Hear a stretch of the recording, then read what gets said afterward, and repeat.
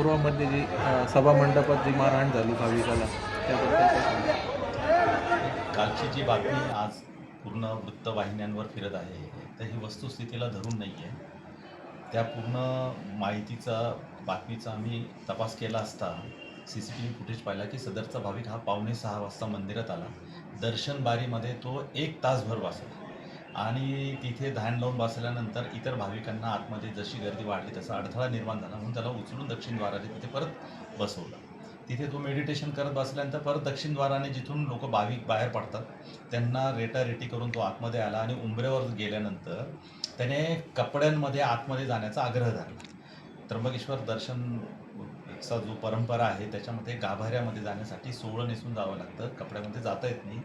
उंबऱ्यावरच्या तुंगार जे प्रतिनिधी आहेत त्यांनी आणि आमच्या सुरक्षा रक्षकांनी त्यांनी समजून सांगितलं की आपल्याला असं आतमध्ये जाता येणार नाही, परंतु तो त्याच्यामध्ये जास्त उद्विग्न होऊन त्याने शिवीगाळ केली. शिवीगाळ केल्यानंतर आमच्या सुरक्षा रक्षकांनी त्यांना बलपूर्वक बाहेर काढण्याचा प्रयत्न केला असता त्याने आमच्या एका कर्मचाऱ्याला त्याच्या अंगावरचं जर्किन गुंडाळलं आणि मारहाण केली. त्याच्या डोळ्याला जखम झाली आणि त्याचा गळा आवळण्याचा प्रयत्न केला आमच्या कर्मचाऱ्याचा आणि तो ओरडायला लागल्यानंतर इथं सुरक्षा रक्षकांनी बलाचा वापर करून त्याला त्याच्या बाहेर, मंदिराच्या बाहेर, त्या प्रांगणाच्या बाहेर काढलं. त्याच्यानंतर काल आमच्या कार्यक्रमामध्ये आम्ही सर्व विश्वस्त त्या ठिकाणी असताना सदर भाविकाला समज दिली, तर त्याने ड्रग्ज घेतल्याचं आमच्या लक्षात आलं. आम्ही पोलिसांनाही बोलवलं होतं, तर त्याने ड्रग्ज घेतलेलं होतं. ड्रग्ज घेतले, त्याचे आविर्भाव आणि हावभाव बघितले. मग त्याच्या कुटुंबियांशी आम्ही बोलण्यासाठी त्याचा नंबर मागितला आणि एक चांगल्या घरचा मुलगा होता, ड्रग्जच्या अधीन गेलेला होता. मग त्याला आम्ही त्याची समज दिल्यानंतर तो रडायला लागला आणि त्यांनी सॉरी म्हटल्यानंतर तो देवस्थानच्या दर्शनाच्या राखेतून बाहेर पडला. अशा प्रकारचा कालचं घटना घडलेली आहे.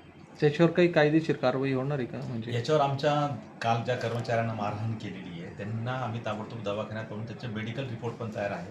आम्ही त्याच्यासाठी तक्रार द्यायची होती, पण तिचं नावगाव आम्हाला माहिती नव्हतं आणि कोणाचं इथं देवाचा दरवाजा आहे, कोणाचं करिअर खराब होऊ नये पोलीस केसेसमध्ये, कारण तो दूरून हरियाणामधून आलेला पोरगा होता. आणि विशेष म्हणजे त्याच्या मंदिराच्या विषयीचा भाव बघितल्यानंतर आम्ही पण म्हटलं की जाऊ ते तरुण मुलगा आहे, त्याच्यावर उगाचच FIR वगैरे व्हायला नको, म्हणून आम्ही याच्या भावनेने आम्ही त्याला सोडून दिलं. काही टार्गेट मंडळी लाईनवर उड्या मारून देवस्थानच्या प्रांगणामध्ये यायचा प्रयत्न करतात आणि काही महिलांची छेडछाड करत असताना त्या ठिकाणी MSFच्या कर्मचाऱ्यांनी त्यांना प्रतिबंध केला असता त्यांनी उड्या मारून पळण्याचा प्रयत्न केला.